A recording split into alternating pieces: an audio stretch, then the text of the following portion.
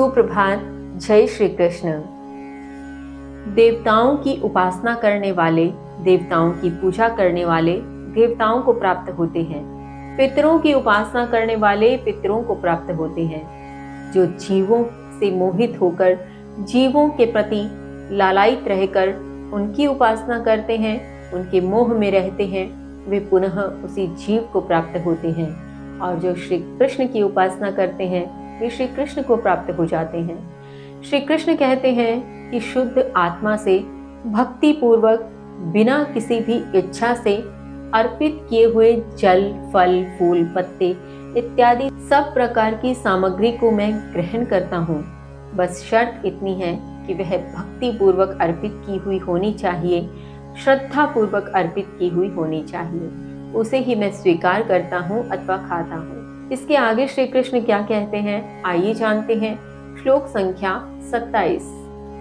यत् करोषि यत् श्नासि यत् जुहोषि ददासि यत् तपस्यसि कौन्तेय तत् कुरुष्व मदर्पणम् तत् कुरुष्व मदर्पणम्। श्री कृष्ण कहते हैं, हे कुंती पुत्र, जो करते हो, जो खाते हो, जो हवन करते हो, जो दान देते हो, जो तपस्या करते हो, वह सब मुझे अर्पण करो। कहने का तात्पर्य यहाँ श्री कृष्ण यही समझाना चाहते हैं, यही बताना चाहते हैं जो वह बहुत प्रारंभ से अर्जुन को समझाने का प्रयत्न कर रहे थे कि हे अर्जुन, तुम अपने कर्म करो, कुछ भी करो, किंतु प्रत्येक कर्म मुझे अर्पित कर दो। उसके पश्चात तुम अपने कर्म करते रहो।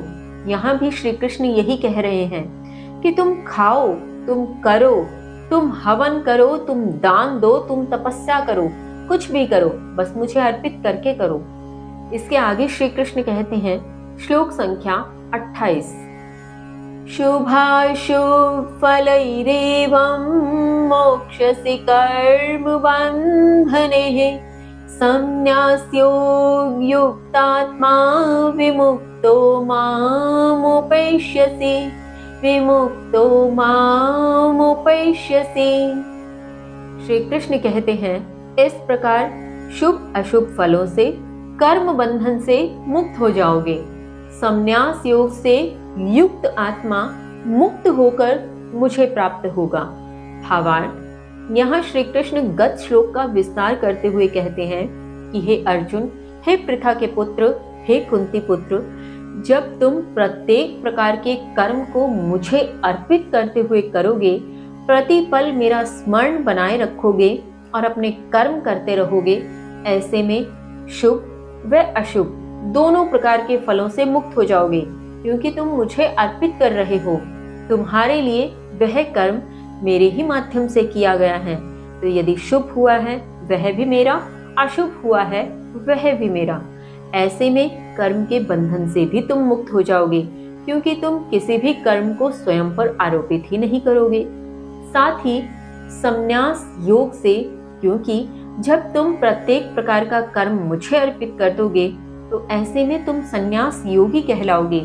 और ऐसे संन्यास योग से युक्त आत्मा जब मुक्त होगी, यानी जब अपने इस शरीर को छोड़ेगी, जब इस देह का त्याग करेगी, तो वह मुझे ही प्राप्त होगी और मेरी ही शरणागत हो इस चक्र से मुक्त हो जाएगी। आगे श्री कृष्ण क्या समझाते हैं जानेंगे कल। तब तक के लिए जय श्री कृष्ण।